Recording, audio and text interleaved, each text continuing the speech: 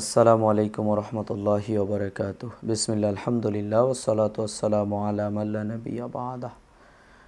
সম্মানিত বুখারী টিভির দর্শক মণ্ডলী, আজকে আমি আপনাদের সামনে আয়াতুল কুরসি নিয়ে দুই চারটি কথা বলার চেষ্টা করব ইনশাআল্লাহ। আয়াতুল কুরসি সম্পর্কে কেউ যদি আমার বিস্তারিত আলোচনা শুনতে চান, এ ব্যাপারে একটি জুমার খুতবা আছে। আপনারা আয়াতুল কুরসির গুরুত্ব ও ফজিলত মোহাম্মদ রফিকুল ইসলাম বুখারী টিভি লিখে চার্জ দিলে ইনশাআল্লাহ আপনারা ইউটিউবে পেয়ে যাবেন বিস্তারিত আলোচনা যদি শুনতে চান। আয়াতুল কুরসি এমন একটি আয়াত যেটা এই কোরআন মাজিদে যতগুলো আয়াত আছে সবগুলো আয়াতের মধ্যে সর্বশ্রেষ্ঠ ফজিলতপূর্ণ আয়াত হচ্ছে, তার নাম আয়াতুল কুরসি। এই আয়াতুল কুরসিতে মোট 10টি বাক্য রয়েছে।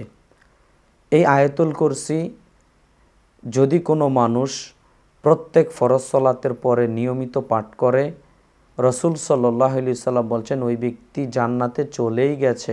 ও প্রবেশ করেনি কেন? ও মরেনি, এজন্য প্রবেশ করেনি।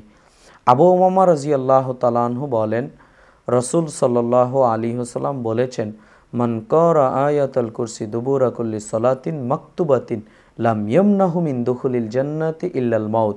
নাসাই গ্রন্থে হাদিসটি বর্ণিত হয়েছে। তিনি বলেছেন, যে ব্যক্তি প্রত্যেক ফরজ সালাতের পরে আয়াতুল কুরসি নিয়মিত পাঠ করে ওই ব্যক্তি দুনিয়া থেকে জান্নাতে চলে গেছে।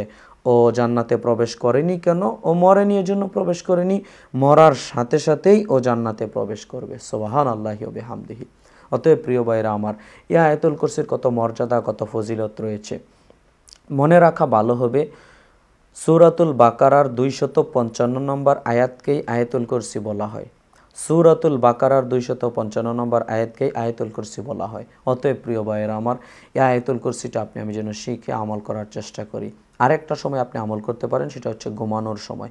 আপনি যদি ঘুমানোর সময় আয়াতুল কুরসি পাঠ করেন তাহলে সারা রাত শয়তান থেকে হেফাজতে থাকবেন বলে রাসূল সাল্লাল্লাহু আলাইহি ওয়াসাল্লাম বলেছেন। লম্বা লম্বা এ ব্যাপারে হাদিস রয়েছে।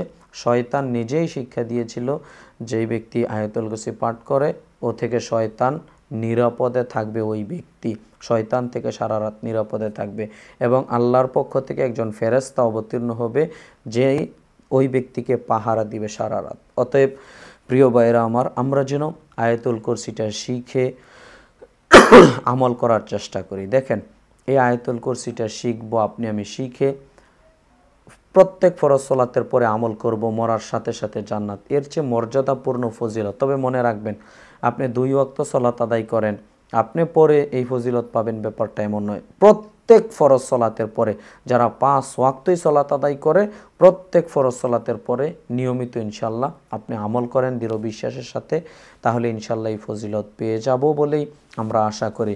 আল্লাহ সুবহানাহু ওয়া তাআলা আমাদের সবাইকে এই হাদিসগুলোর প্রতি আমল করার তৌফিক দান করুক, আল্লাহুম্মা আমিন। এখন যে আয়াতুল কুরসি বললাম, এই আয়াতুল কুরসি আমরা যেন শিখে নিয়মিত আমল করতে পারি। আল্লাহ তুমি আমাদের সেই তৌফিক দান করো, আল্লাহুম্মা আমিন।